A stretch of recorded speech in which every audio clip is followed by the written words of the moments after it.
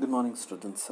We've been studying nomadic empires, and where we had seen yesterday and we had discussed yesterday that how difficult it is for nomads, the nomadic people, to actually become world conquerors and then also preserve that dominance and to control those territories that they have captured, for one very important reason, that they do not have that experience in the statecraft. Okay, they do not have those kind of experiences in the management of day-to-day affairs, because they have been nomadic people. They have always, for generations and generations, they have been moving from one place to another.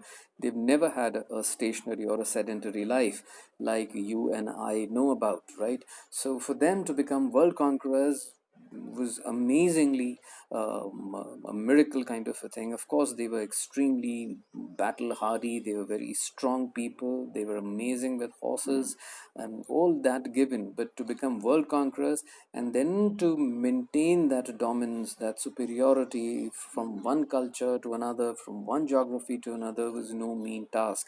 And you needed someone with enormous amount of administrative acumen and skills, and then of course a great amount of generalship, military generalship, and of course an enormous amount of personal charisma. Okay, and which Genghis Khan had in abundance, and all these qualities. That's the only reason why, even after his death, 800 years have gone, we still keep talking about his, how influential he was and how different he was, even when it came to brutality, of course. So today we start here that Genghis Khan died in 1227, having spent most of his life in military combat. Uh, his military achievements were astonishing, as they were largely a result of his ability to innovate and transform different aspects of steppe combat into extremely effective military strategies. The horse riding skills of the Mongols and the Turks provided speed and mobility to the army. Their ability as rapid shooting archers from horseback were further perfected during regular hunting expeditions, which doubled as field maneuvers. I've told this to you that they were amazing with their horses. It is said that a Mongol could spend 4 or 5 days on a horse without stepping down from it. Like, he could take bath there, he could eat there, he could do everything, just everything on a horseback, right? Unlike um, uh, any other people from any other civilization anywhere in the world, where the horses needed rest and the humans needed rest, because it is impossible for us to sleep on a horseback. We would definitely need the grounds, and that was the amazing qualities which the Mongols had, and that is the reason why they did not have to get into the usual 7 to 8 hour resting and making tents and then resting. All that was not needed for them. They could just go on and on and on and on, and the moment the sunrise happened, they would fight, and then the moment the sunset happened, they would take rest. But everything, and they would keep moving and moving and moving, but everything on a horseback. So that was a fantastic thing to do, which was unmatched. Now, the steppe cavalry had always traveled light and moved quickly, but now it brought all its knowledge of the terrain and the weather to do the unimaginable. They carried out campaigns in the depths of winter, treating frozen rivers as highways to enemy cities and camps.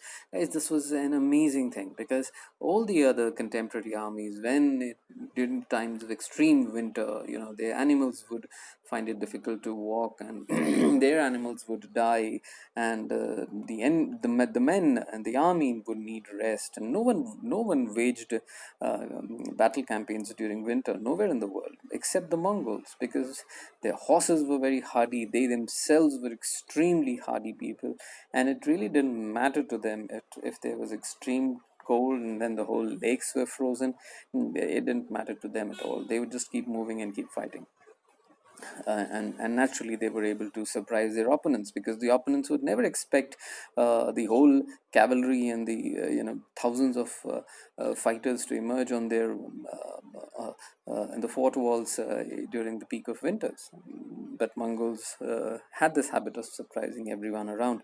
But Genghis Khan learned the importance of siege engines and naphtha bombardment very quickly. Guys, his engineers prepared light portable equipment which was used against opponents with devastating effect. Only if I could have, explained this on the board. Yes. Okay, but I'll try, students. NAFTA bombardment, guys, siege engines. What are siege engines? I could have shown you on the board, but I can't right now. Students, you have to understand, Mongols were nomads, right? So they would move from one place to another. So they never built their own massive forts like the other kings and the emperors did, for that matter. In India, India is full of forts. If you go to Rajasthan, if you go to Madhya Pradesh, you would find massive, massive forts. Delhi, huge forts. Agra, all these places, right? But you wouldn't find, someone like Genghis Khan, who Kublai Khan, all these guys who ruled over massive geographies, much bigger geographies than, say, Ashoka or Akbar or Julius Caesar or any great world conqueror, right? But they never had those massive forts, right? But they were experts in, damaging those forts and penetrating into them, and destroying them and killing people. So that's where their expertise was, and there were different siege machines for it, which they would carry. And even if they didn't carry it for vast distances, the Mongol engineers were amazing. They did give an impression of short, stout people, probably with small eyes. Probably didn't someone a race of people who wouldn't know much, but they used to surprise everyone there, and especially their enemies. And naphtha bombardment is naphtha is essentially naphtha bombardment means, you must have watched it even in movies, whereby they have all those different fireballs which are propelled and rocketed inside those forts, right? And you keep bombarding the fort premises, that is the fort campuses, with all those massive, massive fireballs, and ultimately the whole fort is on fire, and the people do not, and the soldiers do not have an option but to try and come out of it. And naphtha bombardment is essentially, because it's about fire. It is not much about explosion. We are not talking about gunpowder here, right? We are essentially talking about, and I'm sure 800 years ago, that is during the time of Genghis Khan, naphtha bombardment they would have needed massive amounts of oil for this, right? We are not talking about gunpowder. There's no explosion as such.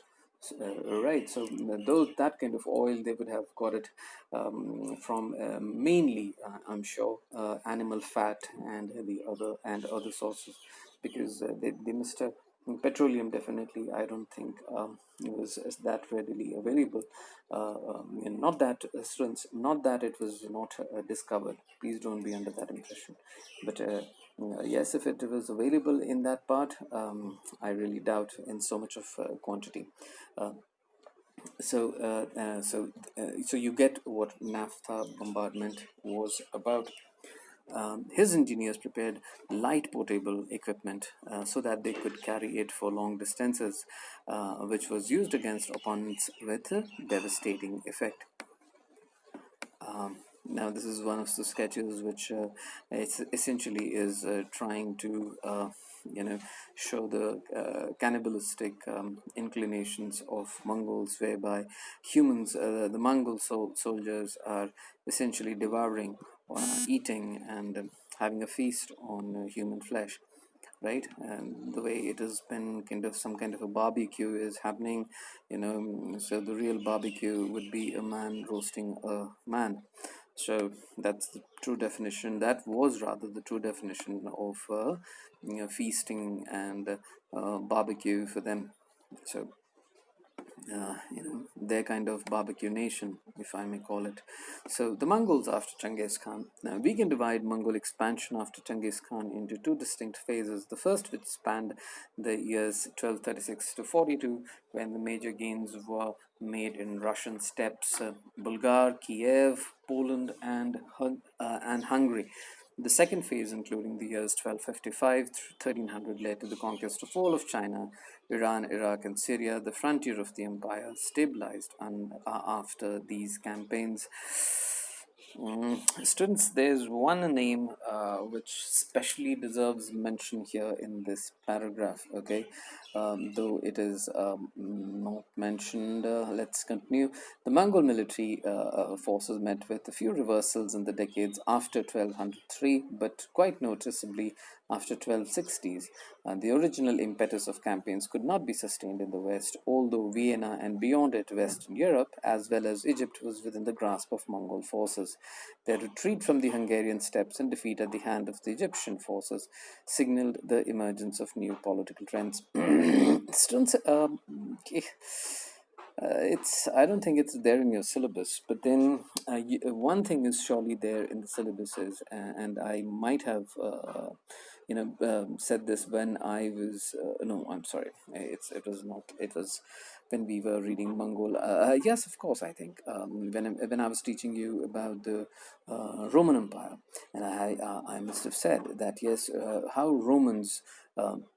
And during the Roman Empire, though they spread into different cultures and different people and people with different faith systems and different belief systems, but Romans had this amazing ability to reward merit, though they have a very elaborate system of slavery, but they knew how to order merit, and that's the reason why a point had come that a great amount of great amount of talent was coming from the occupied territories of the Roman Empire. Not so it was not just the nucleus of Rome, that is, uh, best of the generals were coming from Africa, the best of the traders were coming from West Asia, Europe, all these places, though hundreds of kilometers away from Rome itself, because they had that talent to spot skill and reward those skilled people. And it was similar with Genghis Khan and the Mongols. They spread to different, though you have to understand, it must have been more difficult for them because they were nomads, and nomads have very strong blood ties, right? They are not much into outward looking, and they are more into inward looking. So they have very strong blood ties, they have very strong family ties, and that's the reason, that's the cause which kind of keeps them together for most of the time. And in the in the dominance of and they played a huge amount of role. That is, the people, the conquered people, if I may call it, they played a huge amount of role in the Mongol dominance around the world, and especially on the next time when we actually meet on Monday, you have a test, so probably there wouldn't be I don't know. I'll see. But definitely, we would look into the role that was played by a foreigner in the Mongol dominance and conquest of Europe and Russia. Thank you.